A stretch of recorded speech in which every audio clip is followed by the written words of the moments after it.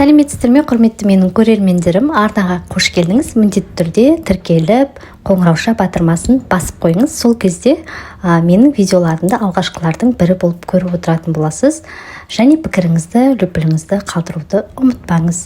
Бүгін сіздермен осындай сочный болып тұратын, үй жағдайында өте оңай бір жасағаннан шығатын бургер дайындайтын боламыз. Әрине, жаңағы қамырында өз қолымызбен осындай үлпілдей етіп дайындайтын боламыз. Ендеше соңына дейін қарап менімен бірге болыңыздар. Алдымен жылы сүтімізбен суымызды араластырып бір ыдысқа құйып аламыз. Одан кейін құрғақ ашытқымызды саламыз. Және үстінен жарты балғасық қантымызды салып, жақсылап кішкене араластырып жібереміз. Одан кейін ұнымызды саламыз. Міне осы кезде кішкене реакция жүріп көтеріле бастайды. Үстінен жұмыртқамызды саламыз және бөлме температурасында еріп тұрған сары майымызды салатын боламыз. Енді жарты қасық тұз салып, одан кейін осы венчиктің немесе лопатканың көмегімен кішкене араластырғаннан кейін әрі қарай ұнын жай-жайдан сала отырып қолымызбен осындай жұмсақ жабыспалы қамыр илейтін боламыз. Қамырыңыз өте жұмсақ болғаны жақсы, бірақ тым жабысқақ болмауы керек. Енді қамырымызды көтерілуге бетін жауып қойып қойғаннан кейін котлетімізді дайындауға кірісеміз. Мен дайын котлетті осылай қуырдым. Үй жағдайында котлетті жасап алсаңыздар да болады. Менің парақшамда екі түрі бар котлеттің. Сондықтан қарап алсаңыздар болады. Және мен жерге сілтемесін тастап кететін боламын жоғары жаққа. Котлетімізді екі жағын 5 минуттан 6 минуттан ұстап, баяу отта жақсылап тұрып пісіріп аламыз. Қатты отқа қоймаңыз, өйткені ортасы шекі болып қалуы мүмкін. Сондықтан асықпай пісіріп алыңыз.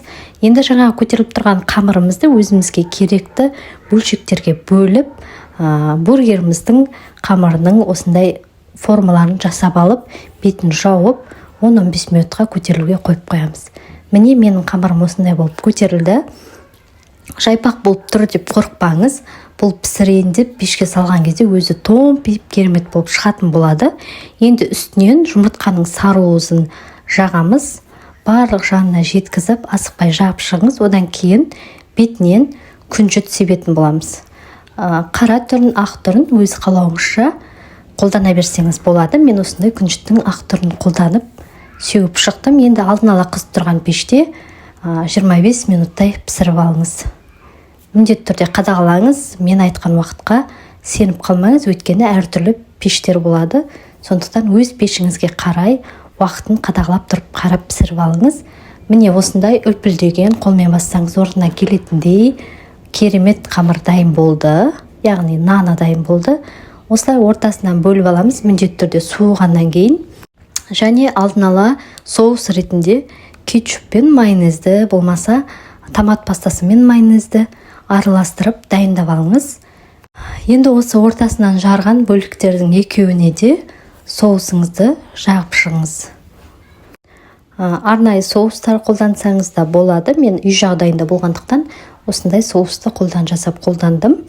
Және енді үстінен банағы котлетімізді қойып, әрине салмасын өз қалауыңызша, өз ұнататын заттарыңызды пайдалану арқылы дайындасаңыз болады.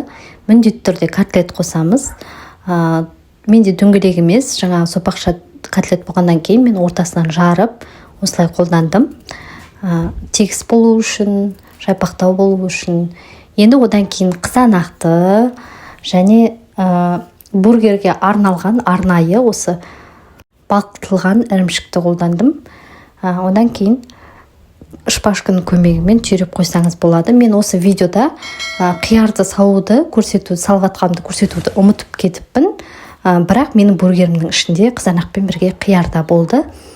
Қазір соңында бургерлерден байқайтын боласыз. Мен қияр, қызанақ және котлет, одан кейін арнайы ертілген ірімшікті қолдандым.